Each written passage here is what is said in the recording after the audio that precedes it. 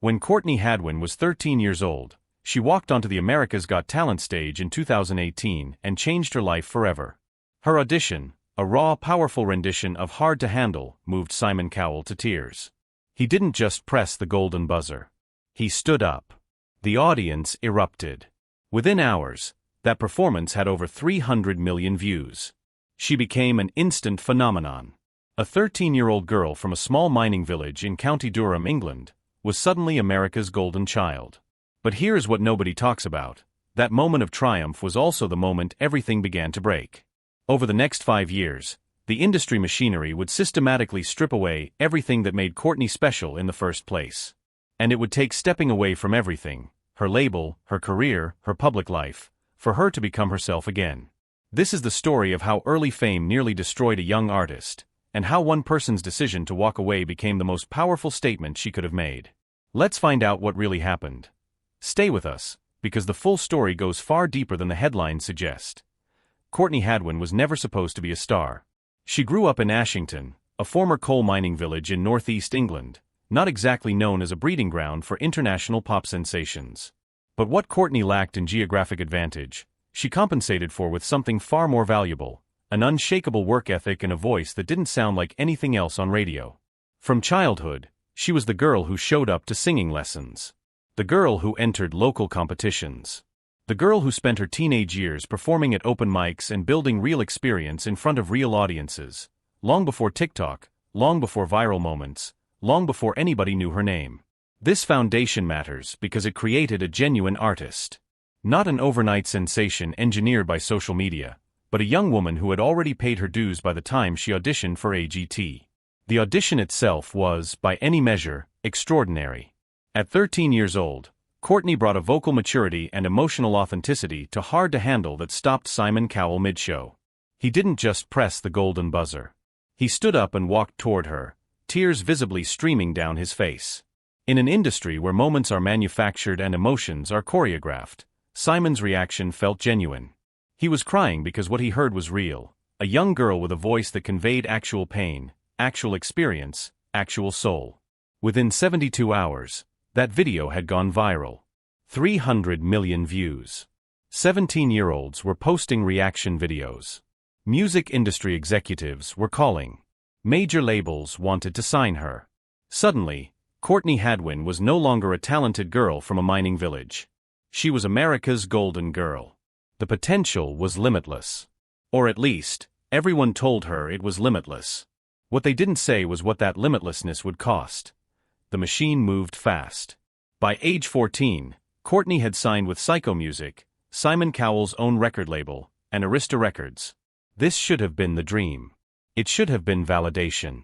But something began happening almost immediately that nobody noticed because everyone was too busy celebrating the success. Within months of signing, Courtney was entered into intensive recording sessions. She was scheduled for promotional appearances. Her schedule became a blur of studios, meetings, photo shoots, and performances. The executives and producers began exercising their control. They decided what songs she would record. They decided how she would be styled. They decided what her image would be. They decided, essentially, what Courtney Hadwin would become. What's critical to understand is that this wasn't malice. Nobody woke up trying to destroy a young artist. This was simply how the industry operated. A label invests money in an artist, and the label wants return on that investment.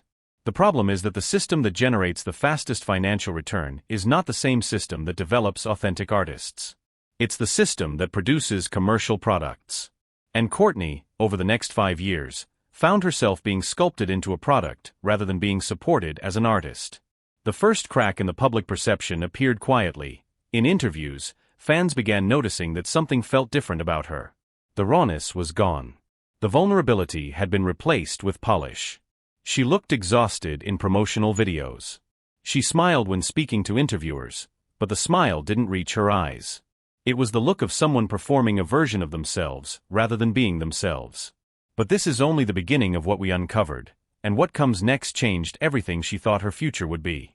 In 2023, Courtney Hadwin did something that shocked the industry. She disappeared. Not suddenly, but gradually. She stopped posting on social media. She stopped appearing at promotional events. She stopped releasing music. For a young artist signed to one of the world's most powerful labels, this was tantamount to career suicide. But for Courtney, it was survival. What had been building for 5 years finally reached a breaking point. She was burnt out. She was isolated. She was creatively compromised in ways that had begun to affect her mental and emotional health. The breaking point wasn't one moment. It was the accumulation of years of being told what to do, how to look, what to sing, and who to be. It was the pressure of maintaining a public image for an audience that didn't know her. It was the loss of creative control at an age when most people are still figuring out who they are. It was the realization that the person the world knew as Courtney Hadwin was not actually Courtney Hadwin. It was a carefully constructed product that looked like her and sang like her but didn't feel like her. The industry response was predictable. There were calls. There were meetings. There were contractual obligations and stern letters from lawyers. Courtney had a responsibility to her label, to her audience, to the massive machinery that had been built around her name. But Courtney made a decision that very few young artists have the courage to make. She said no. She refused to continue. She walked away. She chose her own life over everyone else's investment in her career. What followed was one of the most important periods of her life, because it was the first time in 5 years that nobody was telling her what to do. She went home. Back to England. Back to the small mining village.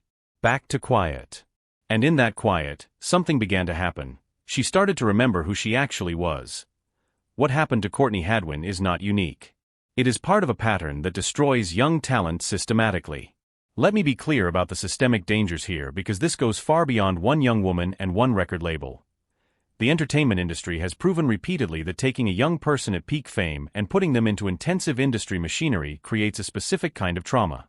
The model is, discover young talent, sign immediately, exploit the novelty and fame, maximize revenue before the audience loses interest, and then discard when the novelty fades.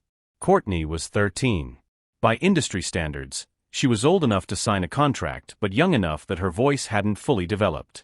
The label owned her recordings, owned her image, and owned significant portions of her future earnings.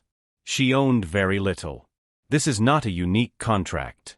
This is standard practice. Courtney's original power came from her rawness.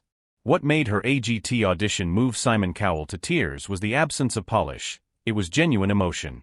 But once she was signed, the label's job was to remove that authenticity and replace it with marketability. They needed her to be palatable. They needed her to fit into existing market categories. They needed her to be safe. In trying to make her more commercially viable, they systematically removed the one thing that had made her valuable in the first place.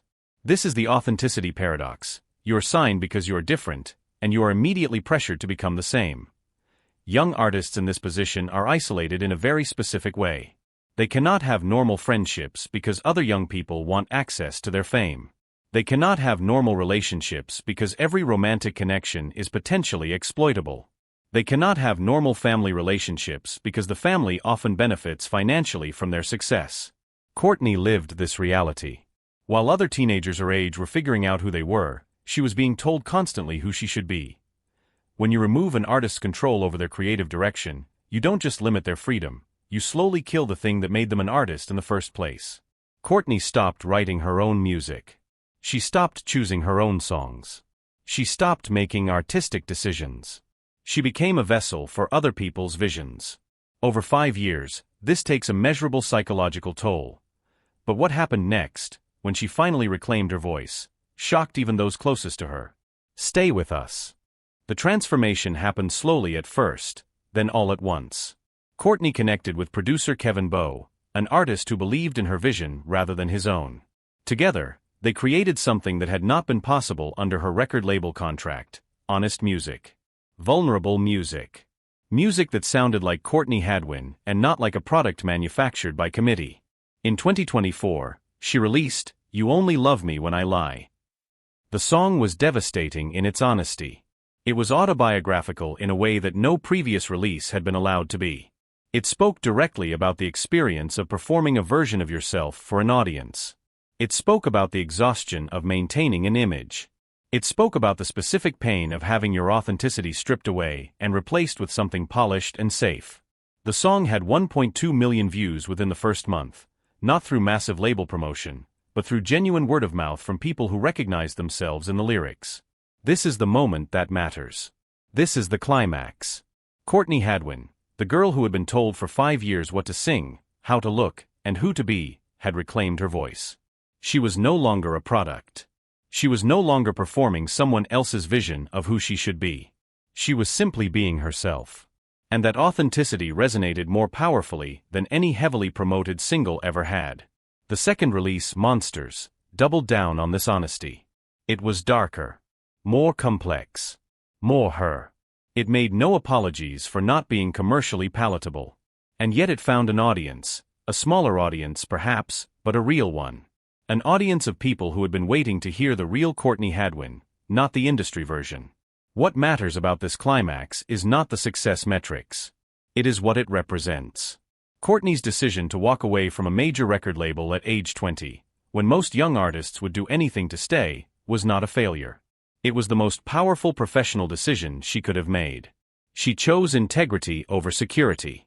She chose authenticity over industry validation. She chose to be unknown and real over famous and false. And here is what Simon Cowell had to confront. The girl he had cried for on that stage 6 years earlier had not failed. The system had failed her. The industry had failed her.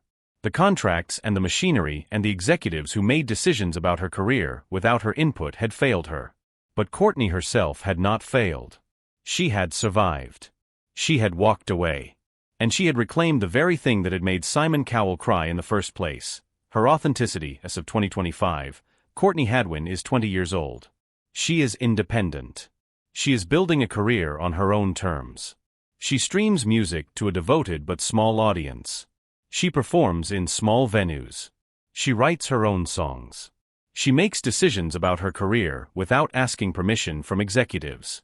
She lives a life that would be considered a failure by industry standards. And yet she has something that very few people who achieve the level of fame she achieved at 13 actually manage to maintain: herself. What Courtney's story reveals is something bigger than one young woman and one record label. It reveals how the entertainment industry is fundamentally structured to extract value from young talent and discard them when the commercial window closes. It reveals how authenticity is valued only as a selling point, not as an actual value.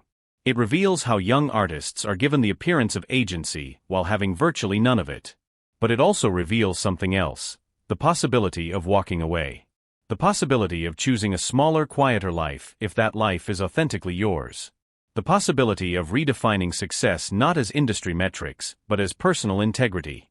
When Simon Cowell cried watching that 13-year-old girl perform, he was responding to something real. That something real never actually disappeared. It just had to go underground for 5 years while the industry tried to process and package and commodify it. And when Courtney finally emerged again, that something real was still there, just older, just more aware of the cost, just more determined to protect itself. So here's what I keep coming back to: what if we measured an artist's success not by chart position or streaming numbers, but by whether they still sound like themselves? Do you think Courtney Hadwin made the right decision walking away from her label, or was she throwing away the greatest opportunity of her life? This is a conversation that genuinely belongs to all of us, because it's about what we value as an audience, and what we're willing to sacrifice when we pursue the dreams we're told we should want. Drop your honest thoughts in the comments below. And if this story moved you, if it made you think about the cost of early fame and the power of walking away, don't forget to like and subscribe for more deep dives into the stories behind the headlines.